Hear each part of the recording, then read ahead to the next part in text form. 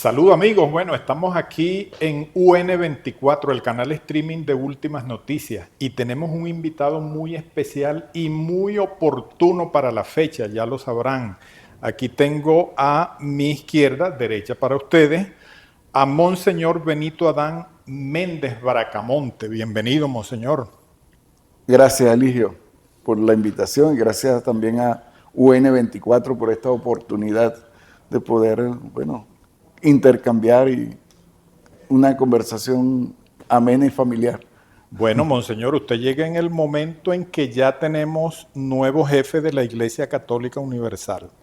El momento en que ayer se proclamó ante el mundo entero el nuevo Papa, Robert Prevost, quien adquirió el título o el nombre de León XIV. ¿Cuáles son sus primeras impresiones sobre este nuevo Papa? Bueno, el nuevo Santo Padre o Romano Pontífice, el sucesor de Pedro, nos ha dado una muestra de humildad, de sencillez, pero también en sus palabras iniciales nos ha dado motivos para continuar fortaleciendo nuestra esperanza, ¿no? Porque habló precisamente de trabajar por la unidad en la Iglesia Católica, pero también la unidad, el diálogo interreligioso, igualmente el diálogo para alcanzar la paz entre las naciones en el mundo entero y, por supuesto, el que podamos caminar juntos como hijos de Dios hacia el encuentro con nuestro Señor Jesucristo, que decía él en sus palabras: Cristo nos precede. El mal no prevalecerá, sino prevalecerá el amor.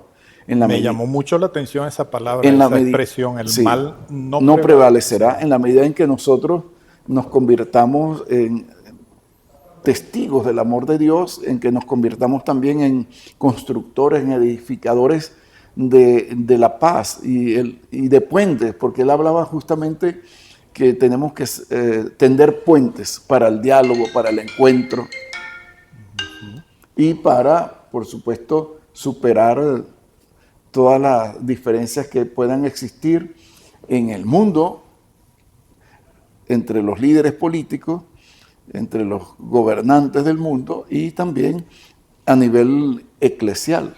Porque no hay que olvidar que el sumo pontífice también es el jefe del Estado del Vaticano. Así es, pero una de las cosas que pedíamos durante la sede vacante y luego en el cónclave era justamente, y lo decía el cardenal Re, que es el decano del colegio cardenalicio, que pidiéramos que el Señor suscitara un sucesor de Pedro que pudiera guiar al mundo que hoy tanto lo necesita. Vivimos en un mundo muy complejo, con muchas situaciones difíciles, complicadas, y que pudiera ser el hombre cuyo, digamos, nombre pensó Dios en el cielo, y para conducir también a la iglesia por el destino, digamos, que Dios quiere para ella.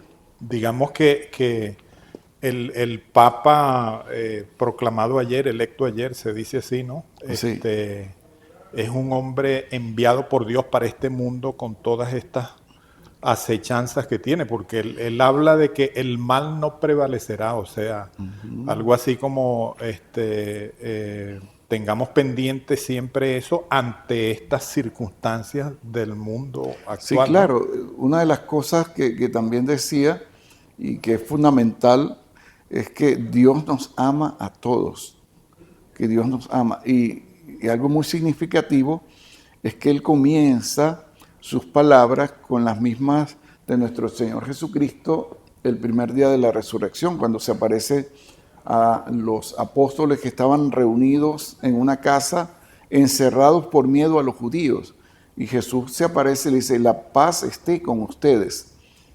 Y ese saludo del domingo de resurrección, pues también es, digamos, una de las ideas del programa del Papa León XIV, que llevará adelante, ¿no? Transmitir la paz del Señor, la paz que Jesús vino a traer al reconciliar el cielo con la tierra, la humanidad toda. Y por otra parte, es importantísimo el que nos sintamos amados por Dios, porque si nosotros experimentamos el amor de Dios, pues vamos a irradiar ese amor de Dios a las demás personas con las cuales convivimos en la vida de cada día, en nuestro hogar, en nuestras familias, en nuestro ambiente laboral o de estudio, en nuestra torre, en nuestra comunidad, en nuestro barrio. Por eso también él decía que la paz del Señor resucitado llegara a cada persona, a cada familia y al mundo entero. Eso es muy significativo. Es una continuación del discurso, de la prédica del Papa Francisco, ¿no? Porque en sus homilías o en las, digamos, exposiciones públicas ante el pueblo de Dios, vamos a decirlo así, el Papa Francisco siempre pensaba en estos conflictos, en Gaza, en Palestina, Ucrania, en todos sí, los focos de conflicto, ¿no? Es que nunca hay ruptura entre, digamos, entre el ministerio petrino del Papa anterior con el que continúa, porque si nosotros vamos atrás en la historia, Benedicto XIV, que le tocó vivir la Primera Guerra Mundial, era un continuo exhortador por la paz entre las naciones. Lo mismo el Papa Pío XII, Juan XXIII con Pacis in Terre, ¿no? Pablo VI también estableció la Jornada Mundial de la Paz que se celebra cada 1 de enero.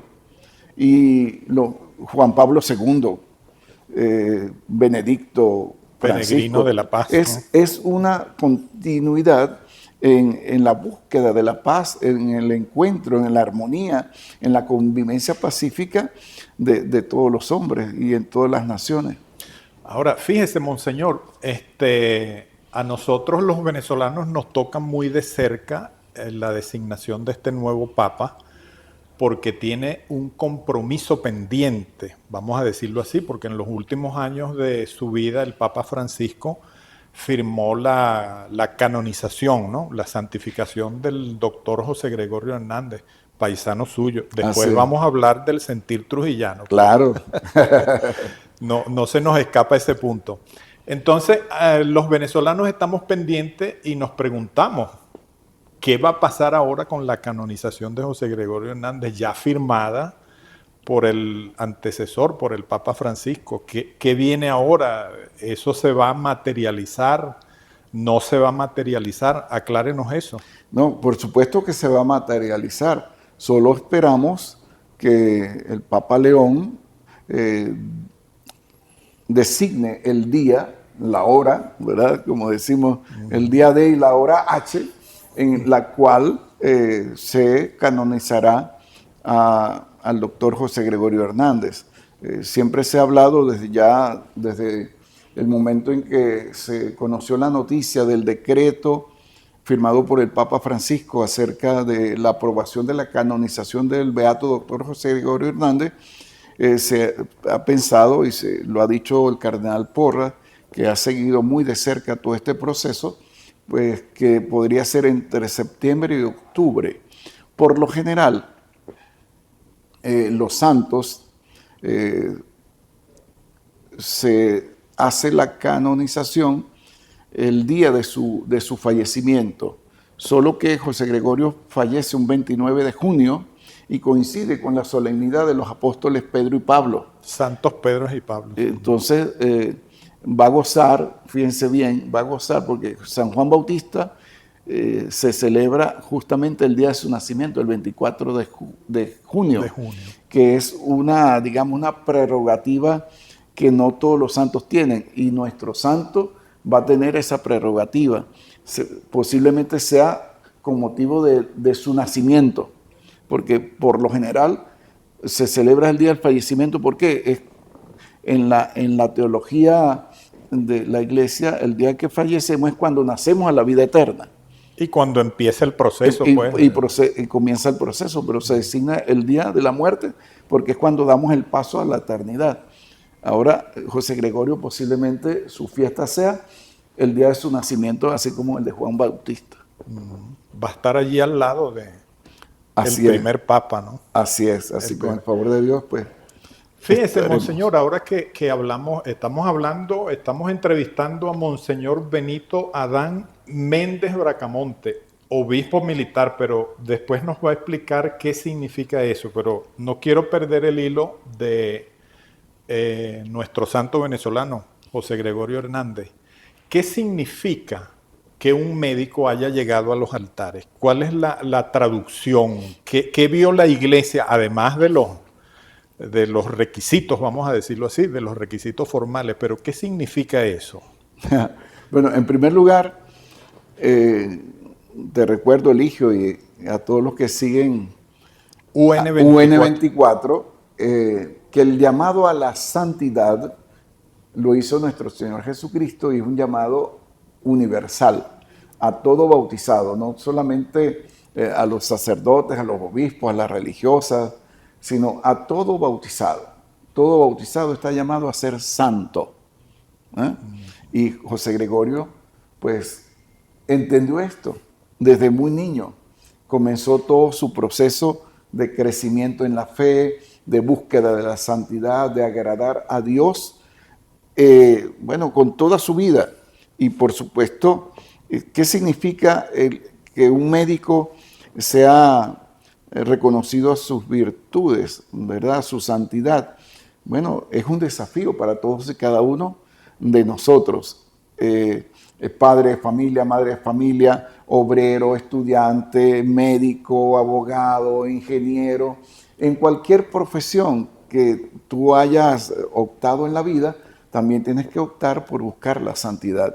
Porque los santos que la iglesia nos presenta no es solamente para que intercedan por nosotros ante Dios por nuestras necesidades, sino que también nos los presenta la iglesia como un desafío, como un reto, para decirnos, si Él pudo ser santo, ¿por qué tú no te haces santo? ¿Por qué tú no te esfuerzas? ¿Por qué tú no vives a profundidad? Bueno, tu ser cristiano, seguidor de Cristo, poner en práctica sus enseñanzas, los mandamientos, de buscar la superación personal, porque cuando hablamos de superación personal pensamos solamente en el aspecto académico o muchas veces el crecimiento humano, psicológico, pero y lo espiritual. Recordemos que somos cuerpo y espíritu, y como alimentamos el cuerpo debemos alimentar también el espíritu para alcanzar esos grados de perfección cristiana, de perfección humana y de santidad. De santidad. Aquí recuerdo una de las tantas predicaciones del padre Matías Camuña. Padre Matías Camuña, claro, murió operario diocesano. Operario diocesano, y estuvo aquí en la parroquia Las Vegas de Petare. Así es. Y siempre le preguntábamos qué significaba ser santo. Y siempre nos respondía más o menos con las mismas palabras. La santidad significa transparencia, honestidad. Así es. ¿Qué dice usted de eso? Excelencia. Vivir,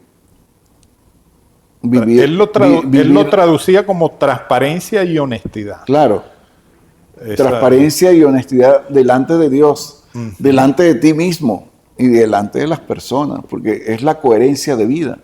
Y Papa Francisco hablaba de los santos anónimos, de los santos de al lado, ¿no? Que nosotros conocemos tantas personas buenas, excelentes, honestas, transparentes, sinceras, ¿no? Que llevan una vida ética, moral, con principios, con valores. Sí, y la otra dimensión de la santidad, esa que se relata en Mateo 25, tuve hambre y me diste de comer, tuve sed y me diste de beber, el servicio, pues. Claro, el servicio. Es que la santidad te lleva a servir, a amar a las personas y a tenderles la mano. ¿Qué es lo que hacía José Gregorio Hernández? Fue excelente médico, excelente profesor universitario, exigente consigo mismo, exigente con sus alumnos, pero un hombre de una de un corazón inmenso que se ocupaba, no solo se preocupaba, ¿no? Porque a veces decimos, oye, estoy preocupado. Bueno, pero ocúpate. Y él se ocupaba por los pobres, por los necesitados, por atenderlos, por darles digamos, una atención profesional médica de calidad y de lograr, bueno, la sanación, la curación de la enfermedad que tenían estas personas. Y por eso se abocó a estudiar, a prepararse, a investigar y a transmitir esos conocimientos a sus alumnos, para que ellos también pudieran ejercer la profesión de médico con calidad y con excelencia, pero sobre todo con mucha humanidad, con mucho sentimiento cristiano de la caridad, porque cada enfermo, cada persona, pues es Cristo doliente, es Cristo sufriente, pero también es un ser humano, no es una historia clínica, sino es una persona que hay que brindarle pues todo el cariño, el afecto, el amor, porque el amor sana. Sí. Bueno, aquí hemos presentado a Monseñor Benito Méndez Bracamonte como el obispo militar, pero vamos a explicarle a nuestros seguidores qué significa un obispo militar, qué hace un obispo militar. Claro, esa pregunta tiene dos partes, no sé por cuál quiera empezar. Esa es un aspecto de la pregunta. Y la otra, ¿cómo usted se enroló en la vida espiritual y en la vida castrense? Usted escoge por cuál empieza. Siempre empezamos por el principio. Exacto. Bueno, yo provengo de una familia cristiana católica, por supuesto, en donde en casa de mi abuelo, yo me crié en Trujillo, en un campo, de los 5 a los 11 años, y todas las noches rezábamos el Santo Rosario. Y fíjese que mi abuelo tenía en la pared de su habitación muchos cuadritos de santos, ¿no? Y como buen campesino, pues tenía también a San Isidro Labrador. Y yo era muy curioso y le preguntaba, ¿y este santo por qué es así? Y lo bueno de mi abuelo, la virtud, es que mi abuelo no solamente tenía los santitos allí, sino que se sabía la historia, la vida, el ejemplo y el testimonio de cada santo que tenía pegado a la pared. Y luego, una vez al mes iba el sacerdote a nuestra comunidad a celebrar la misa dominical. Y bueno, ¿cómo se llama esa comunidad, monseñor? Eso se llama Mocoy. Mocoy abajo le dicen, o Sosó, allá en Trujillo. Trujillo capital, en el municipio de Trujillo. Y luego, bueno, era una emoción grandísima saber que el cuarto domingo de cada mes había la misa. Y entonces, bueno, uno se paraba temprano a bañarse, a vestirse con la mejor ropita para ir a la misa, a participar allí de la Eucaristía. Y cuando comencé a estudiar el bachillerato en la ciudad, pues vivía con mis abuelos maternos a una cuadra de la catedral y todas las tardes iba a la misa. Después comencé a asistir a la Legión de María, Renovación Carismática, leía la palabra de Dios en la celebración de la misa, era parte del coro religioso de la catedral y bueno, el Señor me fue llevando y ingresó en el seminario San José de Latillo en Caracas. Fíjate, yo tenía 20 años cuando ingresé porque ya estudiaba en la Universidad de los Andes, en el núcleo Rafael Rangel de Trujillo, estudiaba ingeniería mecánica. Cuando entro al seminario me mandan al San José de Latillo, que fue creado y se llamaba de vocaciones adultas, de vocaciones tardías, porque en el Santa Rosa de Lima se entraba con 16, 17 años. Ya yo era tardío, pero tenía 20 años. No era tan tardío. No era tan tardío. Dijera Gardel, 20 años no es nada. Y me ordené de 27 años de sacerdote. Y en el año 95 el obispo de Trujillo, Monseñor Vicente Hernández Peña, me nombra párroco de la catedral con 5 años de ordenado. Era un joven sacerdote. Y junto con ser el párroco de la catedral, tenía que atender el batallón de infantería Coronel Luis María Rivas Dávila, que está su sede en Trujillo. Y era como una tradición que el párroco de la catedral fuera el capellán también del batallón de infantería que está allí en Trujillo. Y comencé como empleado civil a ser capellán militar en el año 95 hasta el 97, cuando me asimilo con el grado de subteniente, se decía en esa época.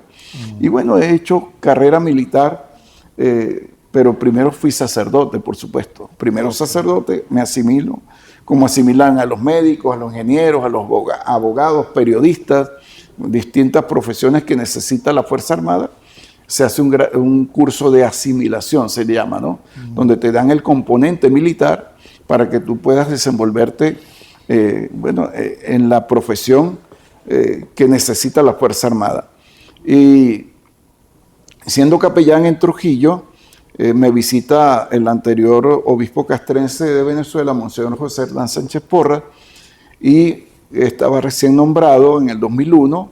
Él tomó posesión el 16 de febrero del 2001 y me dijo que necesitaba un canciller secretario, que si yo quería venirme a trabajar con él acá en Caracas. Y bueno, se puso de acuerdo con el... Lo nombró ministro de su gabinete. Sí, se puso de acuerdo con el obispo de Trujillo y bueno, me trasladé aquí a Caracas, comencé a ser capellán en el Grupo Riva, el Grupo Ayala. El Grupo Riva es un grupo de artillería de defensa antiaérea y el Grupo Ayala es un grupo de tanques, caballería mecanizada se le llama. Y también estuve en la antigua DIN, en el Instituto de Altos Estudios de la Seguridad y Defensa de la Nación. Fui a Roma a hacer estudios, cuando regreso me nombra vicario general. Cuando él fallece en el 2014, bueno, asumo como administrador diocesano del obispado castrense y luego en 2015 pues el Papa me nombra el obispo castrense de Venezuela. Y allí entramos en la segunda pregunta. ¿Qué hace un obispo castrense? Lo que hace todo obispo, lo que hace todo sacerdote, evangelizar. Recordemos que la iglesia existe para evangelizar. La misión o la razón fundamental de la iglesia es evangelizar. Jesús, nuestro Señor Jesucristo, antes de ascender al cielo, se aparece a los 11 apóstoles, ¿verdad? Bueno, estaba Judas, el traidor, y les dice: se me ha dado plena autoridad en el cielo y en la tierra. Vayan por todo el mundo y prediquen el evangelio. A los que crean, viene la segunda parte, primero evangelizar, a los que crean, entonces viene la catequesis. Bautícenlos en el nombre del Padre y del Hijo y del Espíritu Santo. Entonces nuestra misión es evangelizar a los hombres y mujeres de la Fuerza Armada. ¿Por qué?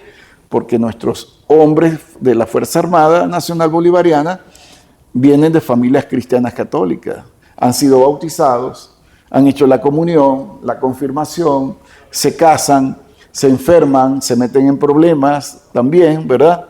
Y nosotros estamos allí llevando adelante pues lo que hace la iglesia en una parroquia, en un barrio, en una comunidad, y que lo hace en toda Venezuela. Evangelizar y acompañar a los hombres y mujeres de la Fuerza Armada para que conozcan su fe, maduren en su fe y puedan, bueno, dar testimonio como José Gregorio Hernández desde su profesión militar, testimonio de fe, testimonio de coherencia de vida cristiana, y que puedan también alcanzar la santidad de vida. O sea que usted hace visita a los establecimientos militares de todo el país. Sí, la jurisdicción del obispado castrense se dice que es una jurisdicción personal, es decir, donde está un militar, la familia de ese militar y los empleados no militares que están bajo el mismo techo. Tenemos unidades administrativas, por decir, el Ministerio de la Defensa tiene personal militar y personal no militar. Y lo mismo en las comandancias de los componentes, en las unidades militares encontramos también personal civil, que llamamos, ¿verdad? Esos también son fieles nuestros. Y yo debo recorrer todo el país visitando las unidades militares, animando en la fe, celebrando la Eucaristía, administrando el sacramento de la confirmación, porque, fíjense, sin pecar de soberbia y ni de falsa humildad, el obispo que tiene el mayor número de jóvenes a su disposición es el obispo militar, porque los soldados son jóvenes. Los alumnos de las escuelas, de los liceos militares, de las academias militares, pues son jóvenes. Y tenemos una pastoral juvenil, tenemos una pastoral universitaria, tenemos pastoral familiar, tenemos pastoral de la salud, porque están los hospitales militares, en donde hay enfermos militares y familiares de militares. Tenemos también los centros de procesados militares, cuando el militar comete faltas, delitos, son recluidos en estos centros. También hay sacerdotes capellanes que los atienden, y yo frecuento y visito estos centros penitenciarios. ¿Y cómo es la fe del militar? Lo pregunto no por hacer una distinción de que son algo separado de esta sociedad, sino que tienen la responsabilidad de las armas, por ejemplo, ¿no? Bueno, justamente por tener esa grandísima responsabilidad, son hombres de fe, hombres y mujeres de fe que buscan a Dios, que le piden mucho a Dios, sobre todo cuando están en misión en frontera, que los libre de todo mal, de todo peligro. Y hay un dato muy interesante que a lo mejor se desconoce. Cada componente militar, hoy hablamos de componentes, una sola Fuerza Armada Nacional Bolivariana, con 4 componentes más un componente especial que es la milicia. Y cada componente tiene como patrona a la Virgen María en sus diferentes advocaciones. El ejército tiene como patrona a Nuestra Señora del Carmen. La Armada o la Marina tiene a Nuestra Señora del Valle. La aviación a Nuestra Señora de Loreto. La Guardia Nacional a Nuestra Señora del Rosario de Chiquinquirá. Y la milicia a la Divina Pastora. Pero lo que llamamos las armas y servicios, es decir, el servicio de armamento tiene como patrona a Santa Bárbara. Los de la infantería tienen como patrono a San Judas Tadeo. Los ingenieros militares tienen a San Fernando Rey. ¿Y quién escogió esos patronos? Bueno, la pregunta es muy pertinente, porque usted preguntaba cómo es la fe y quién elige a los patronos. Nosotros utilizamos lo que se llama el sensus fidei, es decir, cuál es el sentimiento de los fieles. Ellos mismos lo solicitan. Ellos son quienes dicen, oye, nuestro patrono, por digamos, los atributos, por las características de nuestro trabajo y también por, digamos, las características de este santo o de esta advocación de la Virgen, es la que nos va a proteger. Los paracaidistas tienen a San Miguel el Arcángel, ¿no? Es que lanzan al aire, bueno, San Miguel que nos sostiene en ese descenso de las alturas, ¿no? Y los hospitales militares tienen a Nuestra Señora del Perpetuo Socorro, el circuito judicial penal militar a Santo Tomás de Aquino, porque tiene tratado sobre la justicia, ¿no? Y recientemente los de la Defensoría Pública Militar me pidieron que nombrara como patrono a San Expedito, ¿no? Su nombre lo dice, actuar con prontitud, con rapidez, en defensa de aquel que tiene problemas judiciales, ¿no? Entonces, fíjense, son ellos quienes se reúnen, quienes estudian quién puede ser realmente quien les acompañe, quien les proteja y quien interceda por ellos. Mire, monseñor, ¿y el obispo militar asiste a las reuniones de la Conferencia Episcopal Venezolana? Sí, señor. Por ser obispo, pues hago parte de la Conferencia Episcopal Venezolana. Y nosotros, todos los obispos, dependemos del Santo Padre a través del dicasterio para los obispos, del cual era prefecto nuestro recién nombrado Papa León. Ok. Y también, digamos, tiene derecho a participar en los debates que se dan en la Conferencia Episcopal. Sí, claro, con plena voz y voto. Okay. Sí, son dos sesiones al año. Sí, asambleas ordinarias, una en enero y otra en julio, pero también puede haber asambleas extraordinarias. Y en el mes de abril y en el mes de octubre tenemos las reuniones de lo que llamamos las comisiones episcopales, porque La conferencia está la presidencia de la conferencia, está el secretariado permanente de la conferencia y luego las comisiones episcopales presididas justamente por un obispo y varios obispos que son miembros. Por ejemplo, la Comisión Episcopal de Familia, Juventud e Infancia, la Comisión de Medios de Comunicación, la Comisión de Jurisdicciones Eclesiásticas, la Comisión de Administración, ¿no? Entonces, hay 2 reuniones también al año diferentes de la asamblea. Que la asamblea de este año ya se produjo, que fue en enero, ¿no? Como coincidía con la toma de posesión del comandante en jefe Nicolás Maduro, presidente de la República, pues se hizo en febrero. En febrero. Y las de comisiones que eran en abril se acaban de terminar, fueron del 6 al 8 de mayo. Ahora viene la asamblea ordinaria de julio, que siempre es entre del 7 al 13 de julio aproximadamente. Y luego en octubre las comisiones episcopales nuevamente. Las comisiones permanentes, por así Sí. decirlo. Sí. Fíjese, monseñor, el nuevo papa, bueno, ese es el tema, vamos y venimos con actualidad. ese tema, sí, tema de actualidad. El nuevo papa hacía una reflexión respecto al amor de Dios, usted lo mencionaba, el amor de Dios que le tiene, él quería, digamos, decirle a la iglesia y al mundo, por utilizar la expresión urbi et orbi, ¿no? A la iglesia y al mundo quería decirle, Dios los ama, o sea, hay una seguridad en ese amor de Dios. Ahora, me pregunto, monseñor, escuchándolo ayer y escuchándolo a usted hoy en los comentarios que hace, ¿sigue vigente el programa, voy a utilizar esa palabra, el programa de gobierno de Jesús de Nazaret, que son las bienaventuranzas? ¿Sigue vigente esa proclama?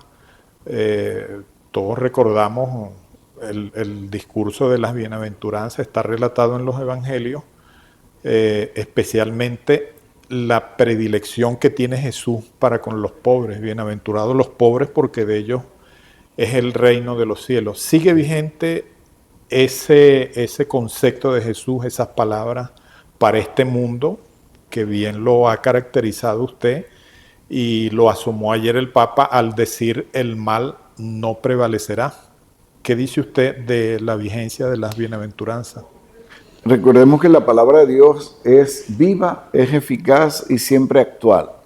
Y por supuesto que tiene vigencia, porque la palabra de Dios da continua respuesta a las necesidades y a las exigencias de los hombres. Solo que nosotros tenemos que asumirlas, tenemos que, digamos, ponerlas en práctica, pues, porque ciertamente que esa palabra de Dios, que es eterna, que es actual, que es viva, que es eficaz, nosotros tenemos que actualizarla siempre, en el sentido en que, en la medida en que la pongamos en práctica, en que la llevemos a la vida real, pues será posible que los pobres sean bienaventurados, porque nos mueven a nosotros a hacer algo por ellos, a tender la mano, porque no solamente decir, oye, porque tú eres pobre eres bienaventurado. No, yo tengo que hacer algo para ayudarte, ¿no? A salir de tu pobreza, no solo la material, sino también hoy día creo yo que tenemos que trabajar mucho en que las personas salgan de su pobreza espiritual, ¿no? Porque el egoísmo, la envidia, ¿no? La maldad, la cizaña, la violencia que se ve a nivel mundial por la guerra, por el terrorismo, por los intereses armamentistas, pero también la maldad o el daño que se hace psicológico a los niños, a los jóvenes, el maltrato intrafamiliar, tanto verbal como físico, ¿no? Entonces, eso es significado que hay una pobreza espiritual. No, y hemos visto en los últimos tiempos, no sabemos, siempre nos preguntamos eso, no sabemos si eso existió siempre y ahora que se visibiliza, bueno, se pone como en el tapete, la violencia intrafamiliar. Claro. Ahora, aprovecho para preguntarle, no saliéndome de ese punto, Monseñor, ¿qué hace vamos a decir, la jerarquía, la dirección de la Iglesia venezolana para abordar estos temas que nos tocan en la cotidianidad? Siempre, la mayoría de nosotros tenemos algún amigo, algún familiar que ha sido víctima de la violencia, o bien intrafamiliar, o bien otro tipo de violencia. ¿Qué se debate en la conferencia episcopal, vuelvo a decirlo, en la dirección de la Iglesia, para tocar este tipo de situaciones concretas? Bueno, no solamente se habla, sino que se planifican y se llevan a la práctica planes pastorales que aborden. De hecho, si no recuerdo mal, una de las campañas Compartir fue dedicada justamente a trabajar para que se pueda erradicar la violencia intrafamiliar, ¿no? Digamos, aunque suene eso, llover sobre mojado, es la famosa llamada a la conversión del corazón.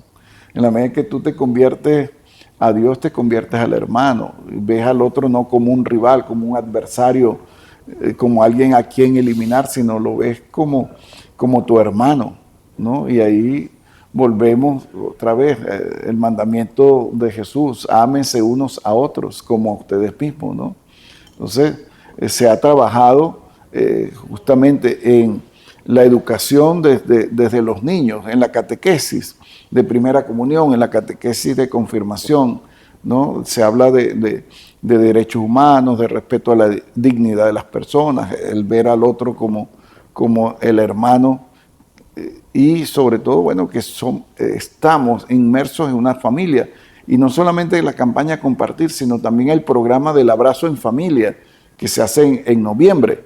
Se trabaja justamente en todos estos temas fuertes, álgidos de la convivencia familiar. Sí.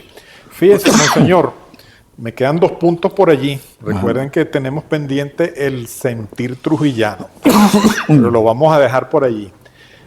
Usted que está, digamos, de cierto modo en el mundo militar, no podemos negarlo, pese a su labor pastoral, pero bueno, usted está asimilado al mundo militar. Así es. Hay un tema que toca mucho al mundo militar, y es el tema de la Guayana Esequiba. ¿Y por qué le digo que toca mucho al mundo militar? Porque en los últimos tiempos hemos visto una amenaza latente, unas provocaciones por parte del gobierno de Guyana, de Irfán Ali, de su presidente, y de otros voceros. Hemos visto una situación allí que está pendiente por resolver y que se ha exacerbado por el descubrimiento de petróleo en esa zona y por la explotación de petróleo que está haciendo el gobierno de Guyana en aguas, como dice la vicepresidenta, aún por delimitar. Le pinto toda esta situación porque, digamos, la pregunta que salta es: ¿estamos al borde de un conflicto bélico con Guyana? ¿Cómo podemos resolver esto? ¿Cómo lo ven desde el mundo militar? Recuerde que nuestro presidente siempre ha hablado de la diplomacia de paz. De paz, sí. ¿No? Y desde esa perspectiva, pues también se ve desde el mundo militar. Quienes conocen el horror de un conflicto armado, pues son los militares. Y siempre, aunque se está preparado para un conflicto, los que menos quieren el conflicto, pues son los que van a ir al frente, ¿no? Y por lo tanto, desde el mundo militar, pues se apoya la diplomacia de la paz. Que esto se resuelva de manera pacífica, que esto se resuelva, respetando nuestros derechos constitucionales e históricos que tenemos sobre la Guayana Esequiba, y por eso la determinación de nuestro gobierno, ¿verdad? Ejerciendo soberanía, pues ha hecho presencia con los militares y también con las instituciones del Estado que estaban ausentes allí, pero que hemos progresivamente, bueno, ido tomando posesión de lo que nos pertenece, pero de manera pacífica siempre, con la diplomacia de la paz y dando respuesta también a las personas que están allí. Bueno, ya sabemos que por primera vez va a tener el recién creado estado de la Guayana Esequiba un gobernador, ¿no? Y bueno, es la presencia y la toma de nuestra soberanía de manera pacífica. Y por supuesto, siempre abogamos por la paz, por el entendimiento, por el diálogo y que nos lleve pues a acuerdos que beneficien a ambas partes. Ya usted visitó esa jurisdicción, por así decirlo, el estado Guayana Esequiba. No he podido llegar hasta allá, pero sí tengo capellanes que atienden y que van con frecuencia a esta zona de las áreas por delimitar. Perfecto. Bueno, ese es un tema que, digamos, está allí pendiente. Así es. Está pendiente y no vamos a abarcarlo en una entrevista, ¿no? Ahora, fíjense, monseñor, usted que es nativo de por allá de Trujillo, y que nos ha contado la religiosidad, por colocarle un término, porque ya veo que su papá no solamente colocaba las estampitas, sino que su abuelo no colocaba solamente las estampitas, sino que sabía explicar el significado de cada una de esas estampas. Iba más allá de la estampa. Por allí escuché que usted forma parte o usted impulsa un grupo de trujillanos en el mundo, se pudiera decir, ¿no? Así es. Sentir trujillano, háblenos de eso. Bueno, el sentir trujillano tiene muchos años que comenzó y, bueno, el general Vivian Durán, que es de Boconó, es como actualmente la historia viva del sentir trujillano. Eso comenzó con los cadetes de la Guardia Nacional a reunirse ellos en el mes de diciembre como trujillanos, ¿no?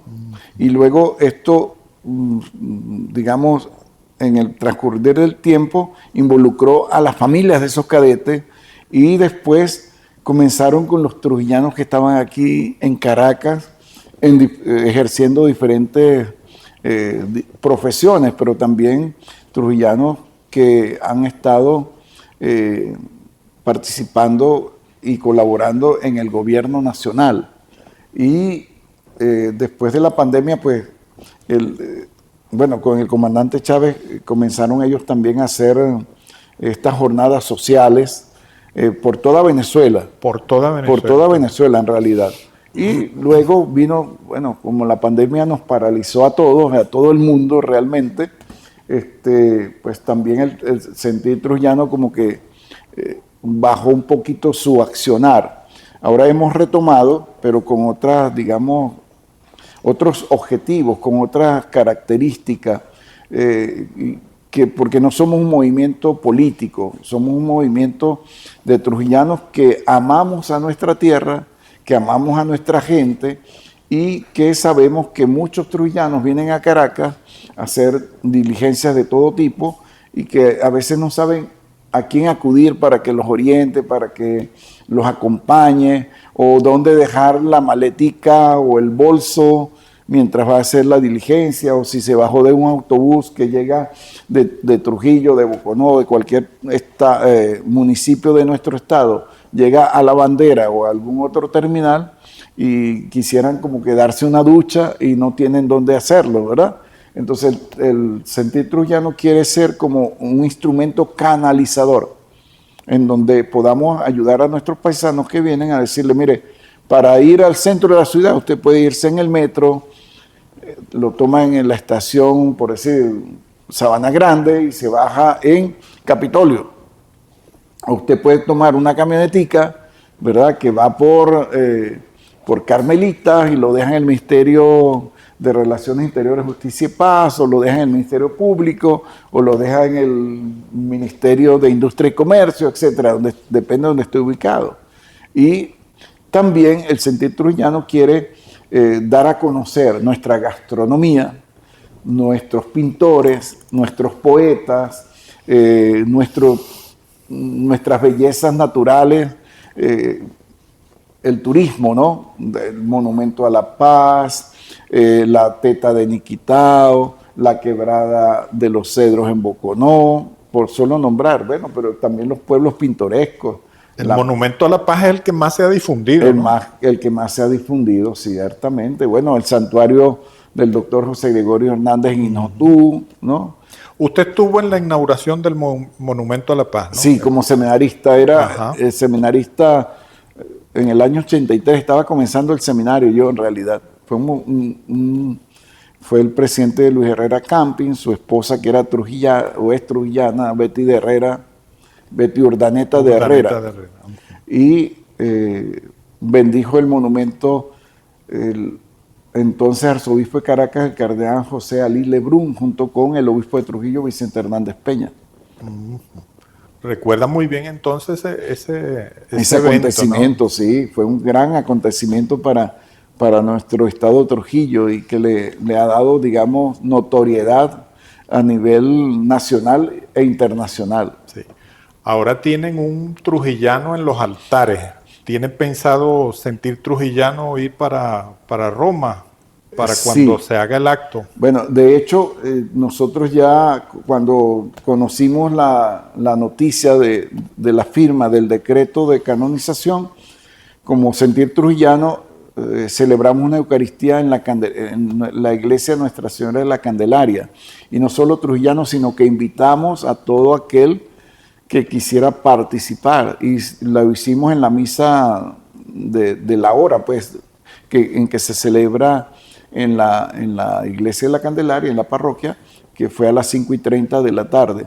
Y hubo una masiva participación, porque quisimos como trujillanos darle gracias a Dios por el decreto de canonización, y estamos preparando también otras actividades con motivo de la canonización, entre las cuales queremos, con el favor de Dios, la Virgen y la intercesión de nuestro santo José Gregorio, asistir a Roma a la canonización, el día de la canonización del doctor José Gregorio Hernández.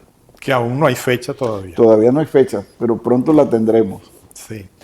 Bueno, amigos, de mi parte me despido agradeciéndole a Monseñor Benito Adán Méndez Bracamonte.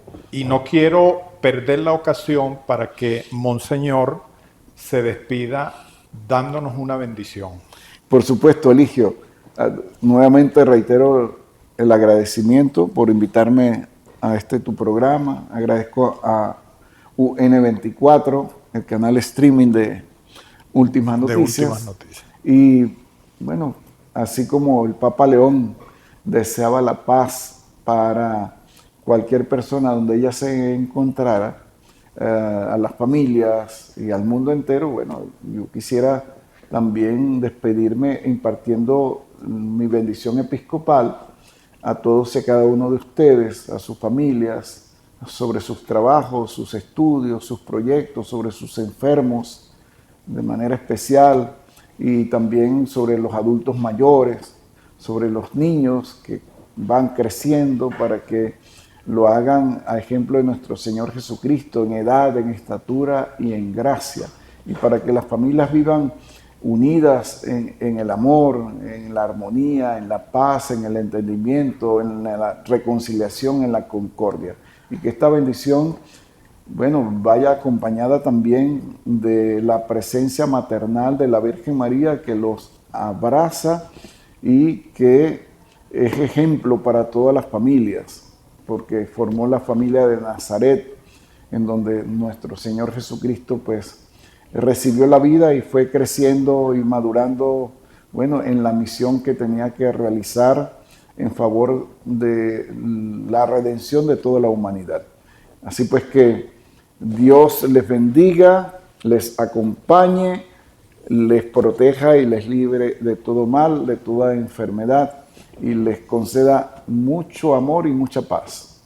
Amén. Amén.